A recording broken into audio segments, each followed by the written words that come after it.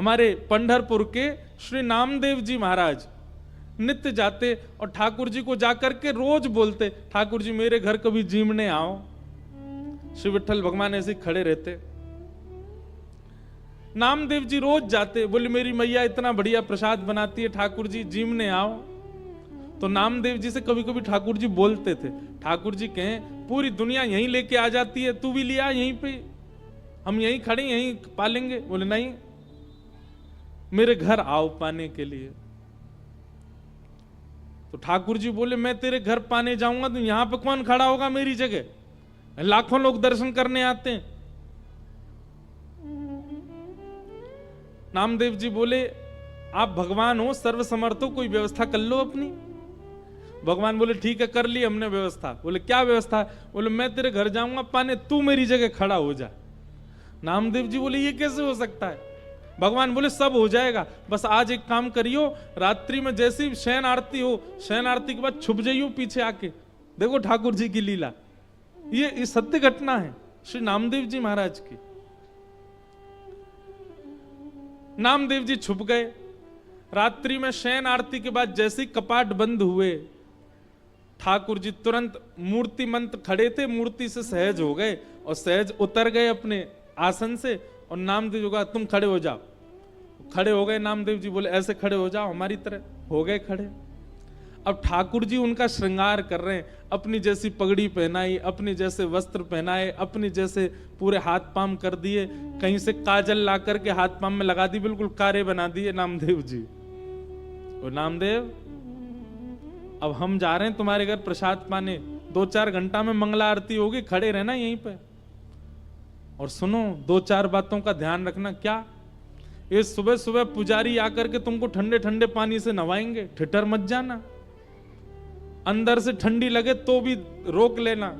नामदेव जी बोले वो कैसे रोकूंगा? बोले हम नहीं रोक रहे इतने साल से, रोज रोज हमको भी नवा देते हैं सुबह 4 बजे, हम भी तो अपनी कंपन होता है रोकते हैं उसको। और सुनो फिर दूध से नवाएंगे तुमको, उसके बाद शहद डालेंगे तुम्हारे ऊपर। और फिर वहां कभी आप लोगों का अवसर मिले ना, एक बार जाइए पंढरपुर, साल में एक बार भारत के कोई कोई तीर्थों में जाया करो, सब जगह दर्शन करो ठाकुर जी का कैसे विराज रहे हैं। तो कभी पंढरपुर जाओ तो हमारे कहने से वहां की काकड़ा आरती सुबह होती है 3:30 बजे, उसका दर्शन करना। काकड़ा आरती जो हमारे ब्रज में मंगला आरती होती है, वही वहां काकड़ा आरती। तो काकड़ा आरती में क्या करते हैं, दूध से जल से सबसे स्नान करने के बाद फिर ठाकुर जी को मुंह पे मक्खन लगा देते हैं, इतना सारा मक्खन मुंह पे। तो ठाकुर जी बोले स्नान आदि के बाद तुम्हारे मुंह पे मक्खन लगाया जाएगा, तुम्हारा मन तो करेगा कि मैं खा लूं, लेकिन जीभ निकालना नहीं बाहर, उसको लगे ही रहने देना। नामदेव जी बोले फिर तुम्हारा श्रृंगार होगा। और श्रृंगार के बाद पंढरपुर में हर दर्शनार्थी को अधिकार है कि भीतर मंदिर में जाके ठाकुर जी के चरण छू सकता है, अपना सिर वहां रख सकता है, सबको छूने का अधिकार है। बोले दुनिया भर के लोग तुम्हारे सामने आएंगे, सब लोग आकर के तुम्हारे चरणों में प्रणाम करेंगे, अपने दुख दर्द बताएंगे, सबकी सुन लेना, पूर्ण किसी की मत करना। तुमको दया भी आएगी, कोई रोता हुआ भी आएगा, कोई बहुत ज्यादा विचलित भी आएगा। नामदेव जी बोले क्यों पूरा नहीं करूं? वो सबका विधान बना हुआ है, वो सब काम हमारे लिए छोड़ दो, किसको क्या देना क्या नहीं देना। तुम बस कहीं ऐसा नहीं कि यहाँ खड़े होके कोई रोता हुआ आया उसके आंसू पोंछने लग जाओ, कहीं तुम जरा भी हिल गए तो पुजारी पंडा बहुत मारेंगे, सब कहेंगे कहां गए हमारे ठाकुर जी, कौन खड़ा हो गया आके। नामदेव जी बोले जो आज्ञा, बढ़िया निमंत्रण दिया भोजन का, मैं तो बंध गया यहाँ पे। बोले हाँ रोज आ जाते हो भोजन करने, आओ, अब जा रहे हैं हम भोजन करने, खड़े रहो यहीं पे। और श्री पंडरीनाथ श्री साक्षात द्वारिकाधीश अर्धरात्रि में नामदेव के घर गए, अकेले, द्वार खटखटाया, मां अंदर से चिल्लाती हुई ए नामा, पूरे दिन मंदिर में पड़ा रहता है, आधी रात में आता, सब सो रहे हैं यहां पर। जैसे ही द्वार खोल करके देखा, आहा सुंदर श्री पंडरीनाथ भगवान द्वार पर खड़े हैं, स्वर्ण का मुकुट पहना है, स्वर्ण के आभूषण पहने हैं, कंधे पर हाथ रख करके मधुर कटाक्ष नेत्र हैं ठाकुर जी के, मंद मंद मुस्कुरा रहे हैं। नामदेव जी की माता जी तो विट्ठल, हाँ मैया मैं ही आया हूं विट्ठल। नामदेव रोज निमंत्रण लेके आता, मेरे घर प्रसाद पाने आओ, मैं आ गया।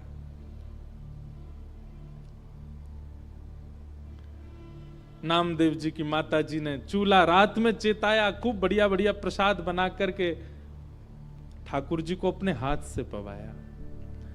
इतने में घंटे घड़ियाल बजने लगे, 3:30-4 बज गए, सुबह के मंगला आरती का समय हुआ। ठाकुर जी ने कहा मैया जल्दी करो। बोले क्या हो गया? अब आपको मंगला में जाना है? बोले मंगला में अब मैं तो व्यवस्था करके आया हूं वहां पे, लेकिन मुझे आज तक तो मैं दर्शन देता था काकड़ा आरती में, मंगला आरती में, आज मैं दर्शन करने जाऊंगा। मैया बोली क्या करूं? बोले काली सौल लेके आओ। और मैया सौल लेके आई। ठाकुर जी ने अपने मुकुट उकुट उतार करके, आभूषण उतार करके, और काली सौल में बढ़िया स्वयं को लपेट लिया, किसी को पहचान में नहीं आवे। कारे कारे तो ठाकुर जी हैं, काली सौल और ओढ़ ली। अब तो निकल पड़े, दौड़ के जा रहे हैं देखने के लिए नामदेव कैसा लग रहा है मेरे स्थान पर खड़ा होके। दर्शनार्थी लाइन लगा करके खड़े थे, उन्हीं में ठाकुर जी खड़े हैं और दूर से ही निहार रहे हैं। नामदेव जी चुपचाप नेत्र बंद करके, हाथ बिल्कुल कमर पर, जैसे पंडरीनाथ भगवान खड़े होते हैं बिल्कुल वैसे ही खड़े हैं। और ठाकुर जी दूर से ही देख करके नामदेव की बलियां ले रहे हैं। आहा मेरो नामा कितना अच्छा लग रहा है। गर्भगृह में जैसे ही ठाकुर जी पहुंचे, ठाकुर जी के आते ही नामदेव जी को पता चल गया कि ठाकुर जी आए हैं। सो नामदेव जी मन में सोचे सब प्रणाम कर रहे हैं, कि ठाकुर जी प्रणाम नहीं कर ले मुझको, मैं कैसे रोक पाऊंगा? ठाकुर जी प्रणाम कर रहे हैं। ठाकुर जी गए, नामदेव जी को देखा, नामदेव जी को देख करके जैसे ही नीचे सर झुकाया, नामदेव जी के नेत्रों से आंसू गिरने लगे। नाथ ही कैसी लीला कर रहे हो आप? बलैया लेने लगे। अद्भुत हैं बंधुओं ठाकुर जी। ठाकुर जी जैसा प्रेम कौन कर सकता है? अपने भक्त को अपने स्थान पर खड़े होकर उसके दर्शन करने आए हैं। पहले तो खूब बलैया ली, और फिर उसके बाद ठाकुर जी बोले ए नामा तुझे नोच के भाग जाऊं? तू जोर से चिल्लाएगा पंडित पुजारियों को पता चल जाएगा। नामदेव जी बोले ऐसा मत करो, मैं किसी को बताऊंगा कि आपने मुझे खड़ा किया, कोई मानेगा और नहीं। ठाकुर जी चिढ़ा रहे हैं नामदेव जी को, नामदेव जी घबरा रहे हैं। ऐसी लीला, इसको कहते हैं रास। क्या कहते हैं? रास। ये लीलाएं जब ठाकुर जी आपके लिए सहज हो जाते हैं, ठाकुर जी आपको प्रायोरिटी देने लग जाते हैं, ठाकुर जी आपके लिए यह भूल जाते हैं कि वे परमात्मा हैं, इसको कहते हैं रास। रास का मतलब नाचना नहीं होता। रास का मतलब इन गोपियों के लिए ठाकुर जी सहज हो गए। इन गोपियों के लिए ठाकुर जी ने अपना परमात्म भेष त्याग दिया। इन गोपियों के लिए ठाकुर जी सरल बन गए, दीन बन गए, इसीलिए उसको रास बिहार कहा। और वृंदावन में रास नहीं किया ठाकुर जी ने, महारास किया। महारास मतलब आज तक ठाकुर जी महारास बिहारी हैं। मतलब आप जाकर के प्रस्तुत करो, आज भी ठाकुर जी अपने पाषाण भेष को त्याग करके आपके लिए सहज होने को तैयार बैठे हैं वृंदावन में। ये केवल वृंदावन में और कहीं नहीं। आज भी वृंदावन में कितने वैष्णवों को अनुभव होता है। श्री बिहारी जी में तो पर्दा ही हमारे बार बार लगाया हो जाए कि कहीं कोई टकटकी लगा के बिहारी जी को देख नहीं ले, नहीं तो ये वही के संग चले जाएंगे। आपके नेत्र कहीं ठाकुर जी से नहीं मिल जाए, इसलिए बार बार पर्दा किया जाता है बिहारी जी के आगे। एक बार चले गए थे किसी के संग कहीं, फिर ढूंढ ढांड के लाए, तब से नियम बन गया कि बार बार पर्दा करो। क्यों? क्योंकि बिहारी जी ने कोई से नैन मिला लिए, सो कैसो भी आदमी हो बाकी संगी चले जाएंगे। बताओ कितने भोले ठाकुर जी हैं, किसी के संग जाने के लिए तैयार तत्पर बैठे हैं। इसी को रास बिहार कहते हैं। आप कभी उस भाव से वृंदावन जाओ कि आपको सामने पाषाण एक ही मुद्रा में ठाकुर जी ना दिखें। कभी उस भाव से जाओ कि साक्षात श्री ठाकुर जी आपको अनेक मुद्राओं में दिखाई दें, आपको बोलते हुए दिखाई दें, आपके आगे कोई लीला करते हुए दिखाई दें, तब समझो हाँ अब मेरे संग रास हुआ। अभी हम रस में हैं, हमें रास में जाना है, और रास में जाने के लिए हमें अपना निर्माण करना पड़ेगा, अपनी मन बुद्धि और विचारों को वैसा करना पड़ेगा जिससे श्री कृष्ण रास करें।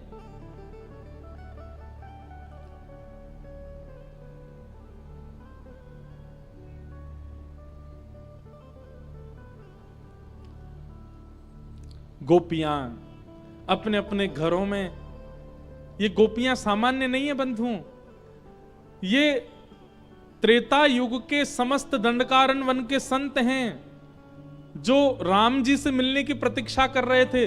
तब हनुमान जी ने जाकर के इनसे कहा आप सब लोग प्रतीक्षा मत करो, केवल राम जी का चिंतन करते करते अपने देह का त्याग करो, आप सब संत ही द्वापर में ब्रज में गोपी बनकर के प्रकट होगे, तब राम जी कृष्ण बन के आएंगे और आप सबके साथ रास विहार करेंगे, आप सबको वो सुख प्रदान करेंगे जो एक प्रियतम प्रियतमा का होता है आपके गले में। अभी तो राम जी भगवान है, आप सब संतों केवल प्रणाम तक अधिकार होगा, लेकिन द्वापर युग तक प्रतीक्षा करोगे तो एक प्रियतम के भाव से ठाकुर जी आपके गले में गलवैया डाल के रास विहार करेंगे, वो सुख प्रदान करेंगे जो किसी को नहीं मिला। तब से दंडकारण्य वन के संत वही द्वापर में ब्रज की गोपी बनकर के आए, और जैसे ही कृष्ण प्रकट हुए नंद रानी के भवन में, गोपियों ने जैसे ही श्री कृष्ण को देखा, नन्हे से कन्हैया को देखते ही सब गोपियों को याद आ गया कि अरे हम तो पूर्व जन्म के संत हैं और ये साक्षात राम जी ही कृष्ण बनकर के आए हैं हमारे साथ रास विहार के लिए। अब सब गोपियां प्रतीक्षा कर रही हैं ये कब उस भाव में आएंगे कि हमारे साथ रास करें, और आज वही दिन आया। 7.5 वर्ष के श्री ठाकुर जी हो गए। बंधुओं, बड़ी विचारणीय बात है, लोग रास विहार को बहुत बहुत अलग दृष्टि से देख लेते हैं कभी कभी।